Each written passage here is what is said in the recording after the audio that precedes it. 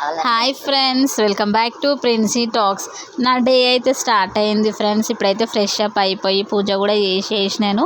Onions cut చేసుకుంటున్న curry వండడానికి. ఈరోజు మా కర్రీ వచ్చేసి గోకరకాయ కర్రీ చేద్దాము అనుకుంటున్నా. ఇంకా ప్రిన్సీకి పాపకైతే ఎగ్ రైస్ చేస్తాను ఫ్రెండ్స్, ఎందుకంటే వాళ్ళు గోకరకాయ కర్రీ తినరు.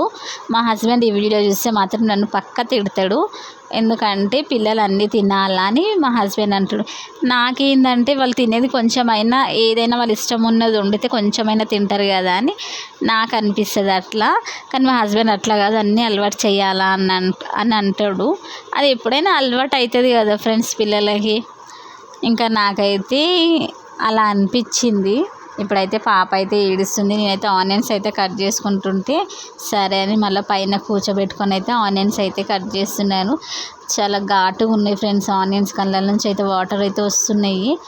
ఇంకా మొత్తానికైతే కట్ చేసుకొని అయితే వంట అయితే స్టార్ట్ చేస్తున్నాను. రైస్ అయితే అప్పుడే అయిపోయింది. ఇంకొక సైడ్ కర్రీ పెట్టి ఇంకొక సైడ్ అయితే ఎగ్ రైస్ చేస్తాను ప్రిన్స్కి.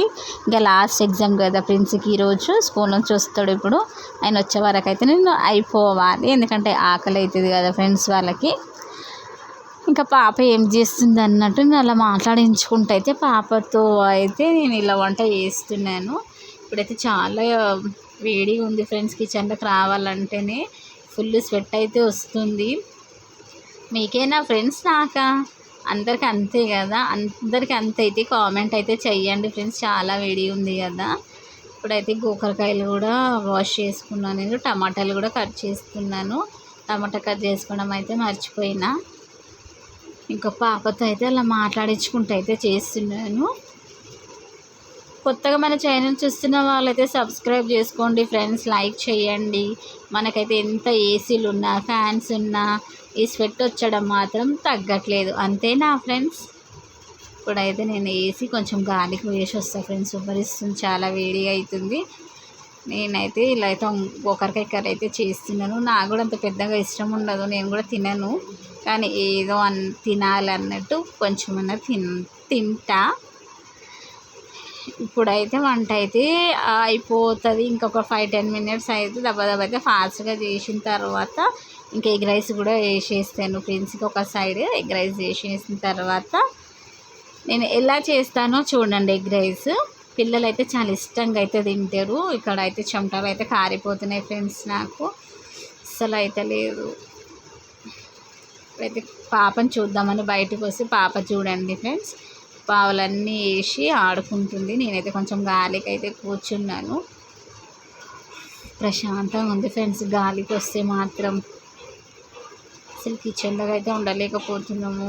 వేడి, ఫుల్ వేడి అవుతుంది. పాప చూడండి ఏం చేస్తుందో చూపిస్తా. ఇక్కడ నేను వంట కావాలని ఫాస్ట్గా చేస్తుంటే పాప అయితే జామ్ బాటిల్ తీసుకొని కూర్చుంది.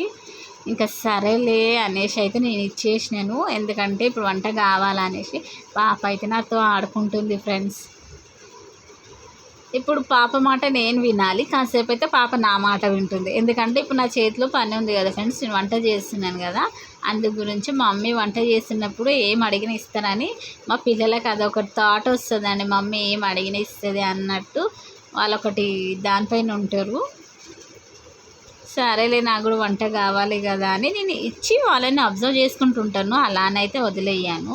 మీరు మళ్ళీ కామెంట్ చేయకండి అట్లా ఇచ్చి వదిలేస్తారా అని. నేను చూస్తూనే ఉంటాను. నేను ఎగ్ రైస్ అయితే ఇలా చేస్తున్నాను చూడండి పిల్లలకి. ఇక్కడైతే గోకరకాయ కర్రీ కూడా అవుతుంది. ఇక్కడైతే ఎగ్ రైస్ చూద్దామని పాప దగ్గర పోతే ఇంకో ఇట్లా కార్నర్ కూర్చొని ఆడుకుంటుంది. ఇక్కడ అన్ని పావులన్నీ వేసేసింది. సరేలే ఇక్కడ కూర్చో అని చెప్పేసి అయితే నేను చెప్తున్నాను. మేము ఉండేది 2nd ఫ్లోర్ ఫ్రెండ్స్. ప్రిన్సీ కూడా వస్తుండు చూడండి. పాపను అప్పుడప్పుడు అబ్జర్వ్ చేయాలని నేను అలా బయటికి వచ్చి చూసినాను. నేనైతే ఎగ్ రైస్ ఇలా చేశాను చూడండి. దీంట్లో కొంచెం సోయా సాస్, చిల్లీ సాస్, కారము, ఉప్పు, కొంచెం పసుపు వేసి ఇంకా ఆల్రెడీ మనం ఎగ్ చూసినాం కదా, కలుపుకొని కొంచెం ఫ్రై చేసి చూడండి. ప్రిన్సీ ఇష్టంగా. ఓకే ఫ్రెండ్స్, వీడియో నచ్చినట్టయితే బాయ్.